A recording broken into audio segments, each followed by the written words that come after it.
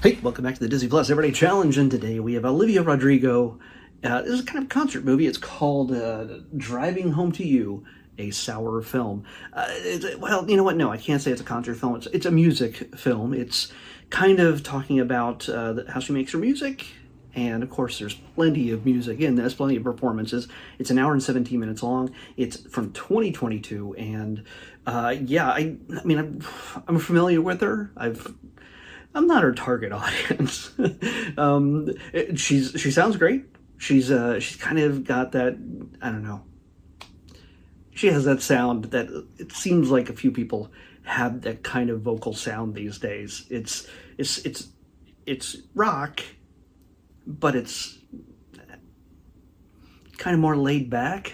I honestly don't know. I'm the old man trying to describe kid rock and roll to you, kid pop music. I don't know, and it's hard to just call it pop music because she's not like she's doing kid bop. She's a kid. I mean she's okay. She's a kid compared to me, but she's an adult in this, and her song "Driver's License," I guess, and jealousy, and a bunch of other things. We from the Disney world know her from Biz Aardvark and High School Musical, the musical, this the one that's inceptionized. It's where they all know about High School Musical, and then they kind of recreate stuff from the movies, but they have their own musical show. Yeah, it's High School Musical, the series. High School, yeah, whatever. I don't know. It doesn't matter. I've already talked about both of those things on this channel, and I've mostly forgotten most about it. But she stands out. She's talented. She's obviously a lovely girl. She's yeah. It's it's you get it. Basically, what you do is you get a lot of her reflecting on her life and what got her there in this kind of crazy moment here, just kind of coming out of the pandemic and everything else, where she's creating music and she's going from, hey, I'm a kid that was in Disney, and then now I'm doing music and albums, and who knows if anybody's gonna listen to them or buy them or anything else. And at one point, she had the biggest song in the world, and now she's trying to live through that. She's not even out of high school, and she has a house already. She's moved out of her house with her parents, got her own place, recording studios, stuff going on. And it's just usually, sometimes it's just her and another guy that's kind of producing all of her stuff, recording her stuff right there in her house. And then there's just footage of her and her all-female band performing in different places inside a gutted airplane in the Mojave Desert. If you've ever been there, I have not, but I've heard about it. It's like a plane graveyard kind of thing, and there's also playing under the LA freeway, which also that'd be interesting to see. Yeah, and there's all sorts of different things playing at a gas station.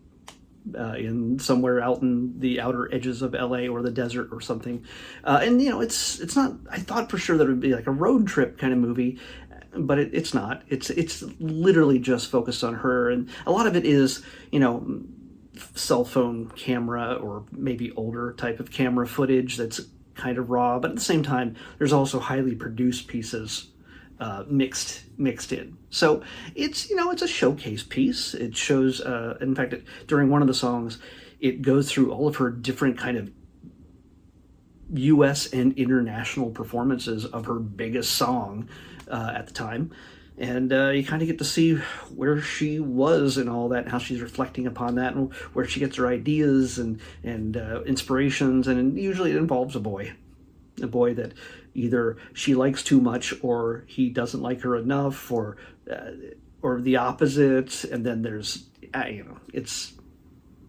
teenage girl angsty music, as she describes it. I'm not making fun of her at all. She calls it, she likes making the emotional stuff. And yeah, she's got that going for her. So I don't know how much I can really tell you about it, but it's exploring the story of Sour, which I'm going to suppose is the name of an album. So yeah,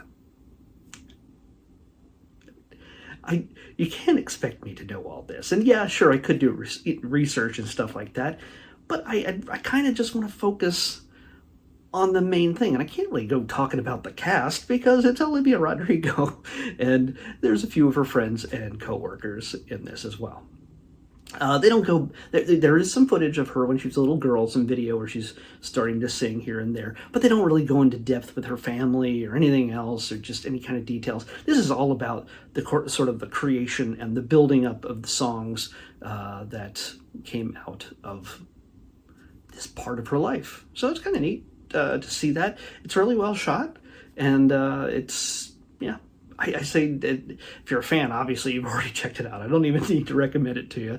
But if you're not, honestly, I could listen to her music. There's a lot of stuff out there that is new, and I don't listen to pop radio. You know, I'll listen to some of what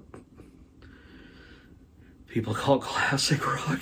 But I like, I like Billie Eilish and some newer stuff like that, But, I'm a middle-aged guy. I'm not going to necessarily be going to Olivia concerts. I'm not wearing the T-shirt. I'm not buying the sticker collection or whatever they sell at these shows. I don't know. But more power to her. That's great that she's successful and she's having a good time doing it, hopefully. And, you get to know her a little bit better without going to her show by watching this. And it's the kind of thing that I honestly, beyond all the talking, and occasionally, you can just blow through this, listen to it, and just hear some great music just pumping through in the background. So, yeah, definitely check it out if it's something, if you're not really sure what she's all about. If you're old like me, you might not care. Maybe you're just into death metal. I don't know.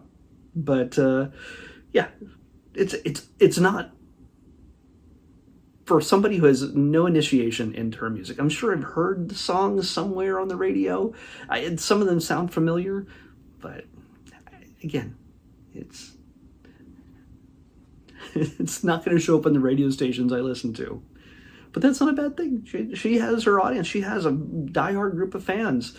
And you know what? If I saw her in concert, if I got the opportunity to see her in concert, I would go happily. I think I would enjoy it. So. You know what?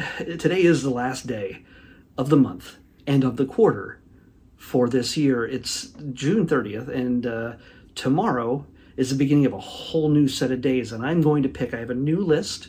I've scraped away the last 90 days worth of things we've watched, and today is the day. There's a whole brand new list of things. Not a lot, strangely. We're really winding down. I mean, we're almost 1,700 episodes at this point, but we're really winding down. There are only 265 different things to choose from in this. That's not enough to last a year. Honestly, if I did the math, and 265 days from approximately the beginning of July-ish, if they and plus the things that I've just added to the list, if I did one every day like as I do, I'll be done in March of 2025. But on the average, Disney's going to add approximately 30 to 40 more things per quarter, which is really low compared to the old days. Like a couple years ago, there was just so much more being added than what I was watching in a quarter. So this is a really long way of saying, here's a brand new list. Who knows what we're going to get? It could be interesting. We've reset the numbers. It's a 1 to 265. Now I'm going to press the first button of the quarter. 163. 160. That was really close. Oh, well, this is a really good way to start the quarter.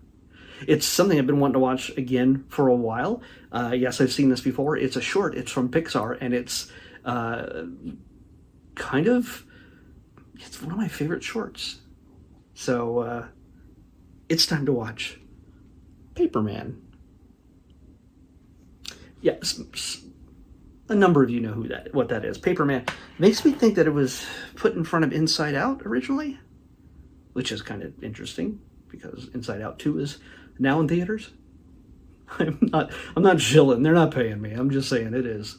And I haven't seen it yet, which is really annoying to me. I've been so busy. But I could be completely wrong as to what it was put in front of, but I'll talk to you tomorrow about it when we watch Paperman, Pixar short on the next Disney Plus Everyday Challenge. I'll see you back here tomorrow with that.